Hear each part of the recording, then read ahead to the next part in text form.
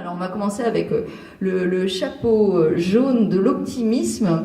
En gros, si tout était possible, qu'est-ce qui, d'après vous, les uns et les autres, permettrait... alors on veut dire chacun prendra... Il y a un autre micro en fait, ce qui va permettre effectivement, voilà, qui fonctionne a priori. Merci. Qu'est-ce qui permettrait, d'après vous, ou qu'est-ce qui permet, d'après vous, avec vos expériences, le mieux pour développer l'esprit corporate hacking dans une vision d'entreprendre, dans l'entrepreneuriat? Qu'est-ce qui favorise, qu'est-ce qui facilite, qu'est-ce qui faciliterait encore plus cette vision d'entreprendre et cette manière d'entreprendre dans nos organisations et dans notre société en général? Voilà. Donc, qui a envie de commencer à répondre à cette première séquence? Voilà, prends le bâton de parole. Alors, je vais me lancer. Je vais utiliser un terme qui a été beaucoup utilisé l'année dernière dans le cadre d'une campagne politique. C'est la bienveillance. Et alors, le terme, il a peut-être été un peu galvaudé, mais en tout cas, nous, dans notre expérience de développement de start-up au sein de Pôle emploi, il est clair que si on ne peut pas compter sur la bienveillance de certains, on aurait du mal à s'en sortir. Donc la première bienveillance, heureusement, elle a été apportée par notre directeur général, puisque c'est lui qui a supporté le projet. Mais à côté de ça, alors c'est vrai qu'on bouscule un petit peu les normes, parce qu'avec le corporate hacking, donc, on privilégie l'innovation à la base, à la racine. Donc forcément, quand vous avez des strates hiérarchiques et où on se bouscule pour essayer d'accéder au poste ultime, et il y en a de moins en moins, les quelques managers qui sont tout en haut, ils n'ont pas envie forcément de voir d'un très bon œil l'innovation arriver depuis la base, et puis surtout qu'on lui donne de l'importance. C'est vrai que dans beaucoup d'entreprises, on donne de l'importance à l'innovation, c'est-à-dire qu'on fait une plateforme où tout le monde peut poster ses idées, et puis voilà. Là, l'innovation, elle devient concrète, et en plus, elle prouve qu'elle marche.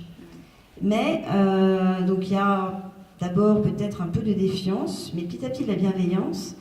Et donc au sein de Pôle emploi, je disais qu'il y avait une énorme DSI qui était au départ pas très réactive.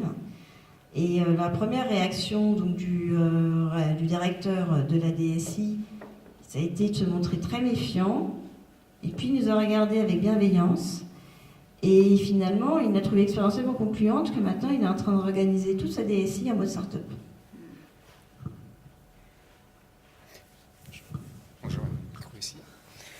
Il y a un paramètre qui est important pour moi, c'est l'adhésion justement de la direction sur cet élément.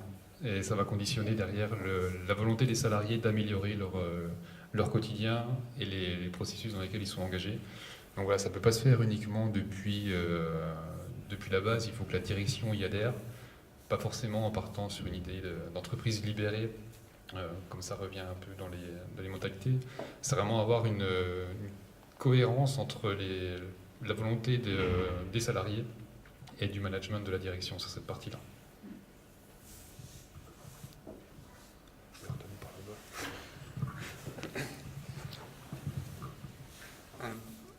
Ouais, donc on parle du chapeau jaune, donc c'était l'optimisme. Donc, je pense qu'on arrive aussi dans une période où on a ce qu'on appelle les millénials qui vont rentrer dans le monde du travail, qui sont des gens hyper connectés, qui sont des gens qui donnent leur avis sur tout, parce que sur Facebook, ils mettent des commentaires sur des choses comme ça. Et dans l'entreprise, maintenant, ils attendent à avoir ce genre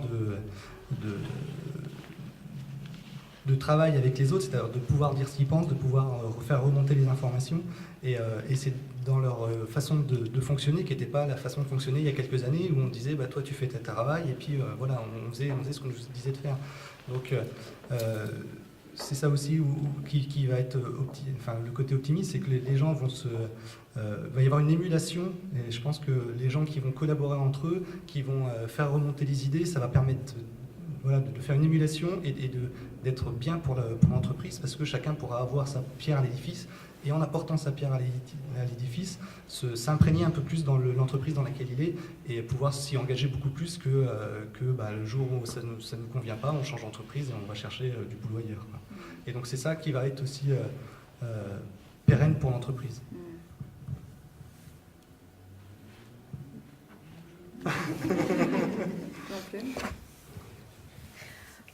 Donc, qu'est-ce qui permet de mieux l'esprit corporate hacking dans une vision d'entreprendre et dans l'entrepreneuriat? Moi, je rejoins tout ce que mes camarades ont dit. Je vais juste rajouter l'envie et le fun. S'il n'y a pas de plaisir à le faire, à bouger les lignes, à être un peu différent et à s'enrichir de notre différence de pensée ou de notre différence de parcours, il y a beau y avoir la direction, ça ne suffira pas, selon moi. Mais c'est juste mon avis. Effectivement, je suis tout à fait d'accord. Et c'est vrai que on partage tous le plaisir de faire ce qu'on fait tous les jours. Et il y a un enthousiasme, du coup, qui nous porte, mais qui sans doute, du coup, se traduit et se partage avec les autres. Et c'est vrai que c'est redevenu un vrai bonheur de travailler. Et puis derrière, il y a effectivement des personnalités qui sont des personnalités tout un peu atypiques et qui sans doute étaient un peu coincées là où elles étaient et qui n'attendaient que ça pour pouvoir s'exprimer.